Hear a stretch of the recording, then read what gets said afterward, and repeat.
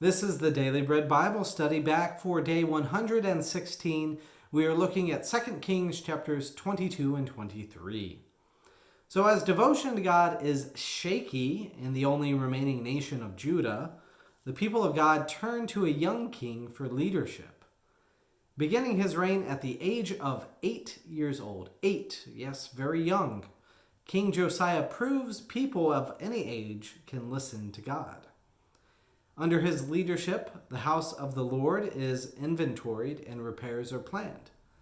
The priest Hilkiah has some additional surprising news. In 2 Kings 22 verse 8, I have found the book of the law in the house of the Lord. This book is read before King Josiah, and when the king heard the words of the book of the law, he tore his clothes. The leaders of Judah inquire of the Lord, who states a few things. First, disaster is imminent because the people have abandoned me, and King Josiah has shown me love, so I will let him live his days in peace. So the book of the law there was forgotten. It was not practiced or instructed.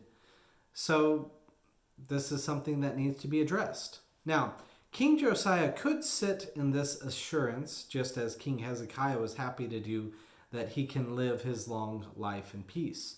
But instead, Josiah leads the whole of Judah into a reformation and repentance towards God. King Josiah does several notable things. First, he educates the people by reading the book of the law in front of them. He reinstates a similar covenant to Moses in which all the people join into. He removes Baal worship from the land, and especially the Temple of Solomon. He kills the priests of false worship. He eliminates idols, and he reobserves the Passover meal. For, in 2 Kings 23 verse 22, no such Passover had been kept since the days of the judges who judged Israel, or during the days of the kings of Israel or the kings of Judah.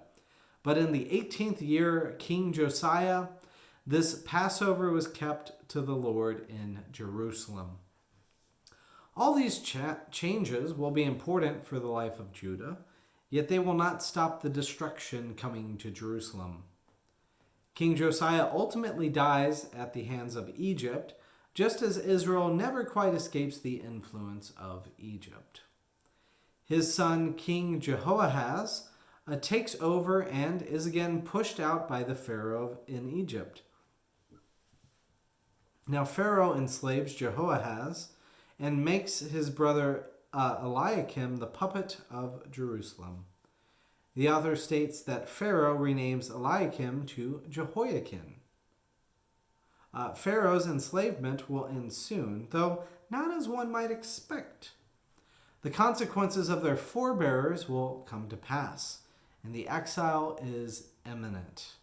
This disintegration of hope will come. Now, on a positive note, though, this will be the last time in the Bible that Egypt will be a threat to the people of God. And we will see why this is the case next